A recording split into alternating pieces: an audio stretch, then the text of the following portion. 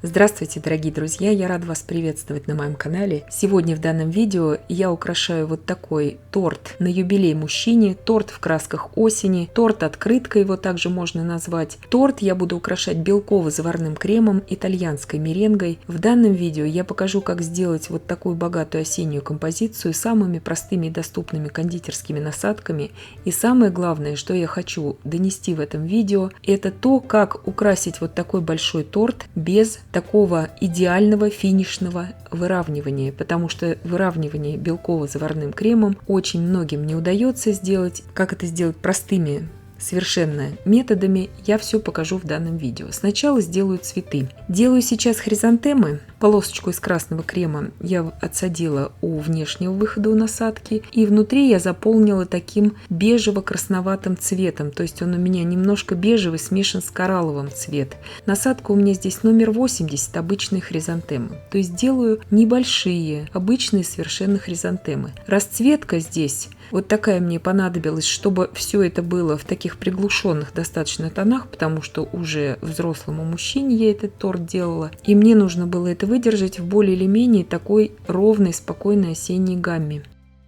Сразу здесь обратите внимание, что делаем именно небольшие хризантемы, потому что 3 крупных цветка у меня будут потом впоследствии в композиции, как бы 3 таких основных акцента. И если будут и крупные еще хризантемы в придачу, они просто собой будут заглушать композицию и испортится весь основной вид. Поэтому на это очень нужно обращать внимание всегда и на размер цветов. Я сделала здесь 5 хризантем. И вот теперь делаю вот такие фантазийные осенние цветы. Просто без насадки беру кондитерский мешок и отсаживаю, срезала у него уголок примерно сантиметр, отсаживаю зеленое основание. Насадка номер 104, роза, маленькая совсем, где-то сантиметр на выходе. Делаю вот таких 5 сейчас как бы начальных лепестков, чтобы они у меня были как ориентиры. Цвет бежевый у меня здесь у крема.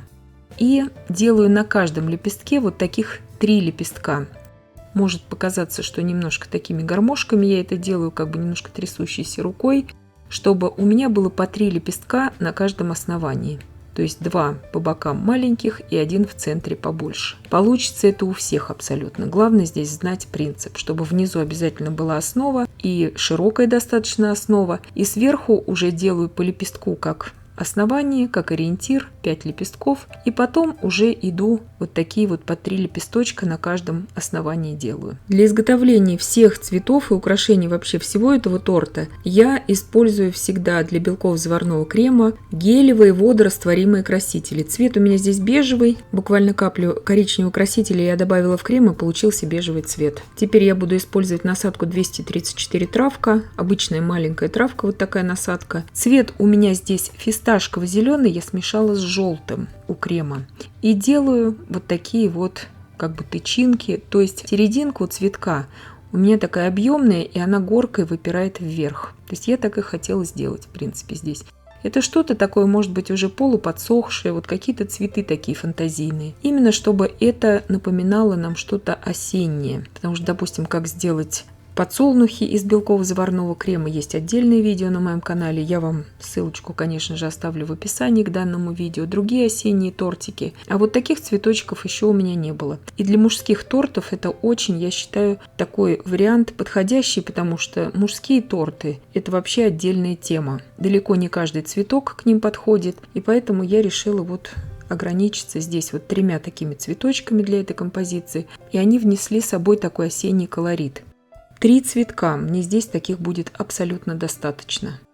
Цветами я здесь не увлекаюсь. Белково-заварного крема, итальянскую меренгу, я варила для украшения всего этого большого торта из расчета порции на 250 грамм белка. Торт большой, он не огромный, не размером с противень, но все равно большой торт. 32 на 24 сантиметра. Делаю 3 этих цветочка. Основание делаю также, насадка травка, и делаются эти цветы очень быстро, и они собой занимают большое очень пространство на торте, что мне и нужно было в принципе.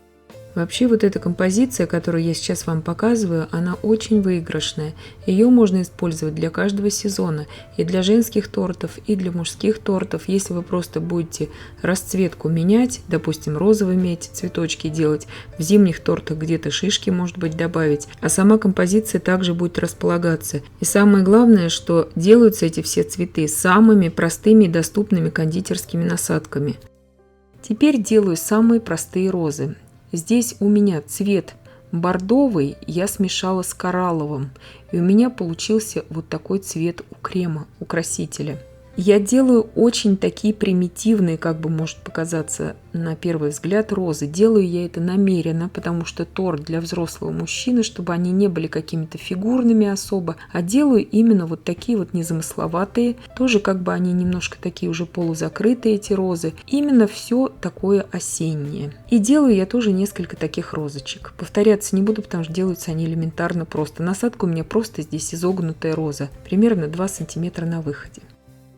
Торт я вот так покрыла белково-заварным кремом, но я его не выравнивала, финишное выравнивание я не делала, то есть он у меня как был, вот в таких зазубринах, в каких-то, в рытвинах, все это я оставляю, чтобы это смотрелось как бы таким современным покрытием, сейчас очень модно такое покрытие на тортах, поэтому я его просто покрываю из аэрографа. Вы можете его вообще здесь ничем не покрывать, оставить его просто так, можете из распылителя его покрыть. Цвет у меня краситель, я его разбавила кипяченой водой, в аэрографе просто фисташково-зеленый. Он у меня очень сильно разбавлен здесь водой, чтобы именно дать просто легкий оттенок вот этому торту, чтобы у меня он сочетался с другими цветами на торте, этот оттенок. Вот это важно очень.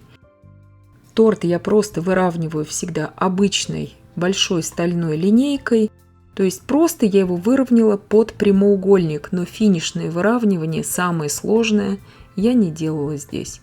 Вы можете также из всех доступных вам распылителей все это делать. Это все на ваше усмотрение. Я привыкла аэрографом, уже много лет работаю, поэтому мне очень удобно это все покрыть просто аэрографом.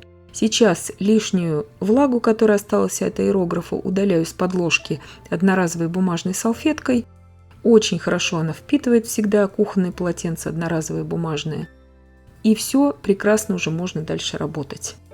Я вам здесь специально не делаю сейчас бортиков, показать вам хочу, как просто цветы будут смотреться вот на такой не до конца выровненной поверхности. И потом уже как вот с такими ободочками будет смотреться. То есть это все на ваш выбор. Специально сделала это видео, чтобы показать вам, кто мучается с выравниванием, что можно и так украсить белковым кремом торт. Делаю небольшое совсем основание для цветов. Чем выше мы сделаем основание, тем потом больше цветов нам для украшений понадобится. Это для новичков я говорю, чтобы вы уже себе уяснили, что цветов можно очень много сделать, и их все равно не хватит, потому что вы основание для цветов сделали, допустим, очень бугристое. Здесь я меняю цветы местами, потому что очень крупный цветок у меня оказался с краешку, и он очень плохо смотрелся. Камера этого не передает, но я уже вживую, когда смотрела на торт, я это увидела. И сейчас смотрите, торт у меня без вот этих вот ободочков. Смотрится он немножко как-то хаотично, и поэтому я решила сделать вот такую окантовку. Насадка у меня 6 мм открытая звездочка здесь. И смотрите, я не вплотную прижимаю насадку к торту, а как бы немножко ее приподнимаю, как айсингом мы работаем, когда украшаем пряники. На весу как бы тянется вот эта линия из крема над поверхностью, и только тогда получится вот такая ровная линия. Если вы будете вплотную прижимать эту линию из крема к торту, у вас ничего не получится. У вас она будет извилистая и будет тогда неровно. Боковины торта я украсила, так смотрится гораздо более аккуратнее торт, я считаю.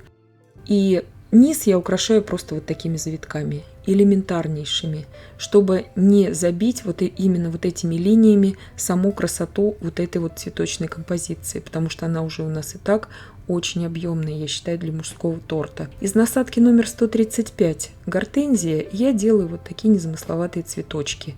Я смешала вот этот вот фисташковый цвет и белый, и просто отсаживаю там, где считаю нужным, просто такими акцентами. Цвет у листьев у меня просто листовой зеленый. Насадка листик номер 71 см на выходе. цифру кладу здесь. Цифры я всегда заготавливаю заранее из мастики, покрыла их кондурином, и они у меня уже высохли очень хорошо. Из этой же насадки роза я отсаживаю вот такие бордовые, как бы незамысловатые тоже бутончики у роз. И заранее из мастики я подготовила вот такие ягодки. Тоже бордовый с коралловым я смешивала здесь тон для этих шариков. Просто сделала шарик из мастики и одноразовой вот такой деревянной шпажкой я делаю в них углубление. И получается вот такие как бы ягоды рябины или еще что-то, просто осенние какие-то ягоды. Вообще декором здесь дополнительным я не увлекаюсь, потому что торт уже для взрослого очень мужчины, и поэтому мне хотелось передать именно такое осеннее настроение, но не заглушать его чем-то таким вот очень помпезным. Посыпала здесь посыпочками тоже в шоколадных таких тонах, и в принципе мой торт уже готов. И я надеюсь, что видео было полезным и познавательным. Подписывайтесь на мой канал, ставьте лайки, пишите комментарии. Я всем желаю больших успехов и до встречи в новых видео.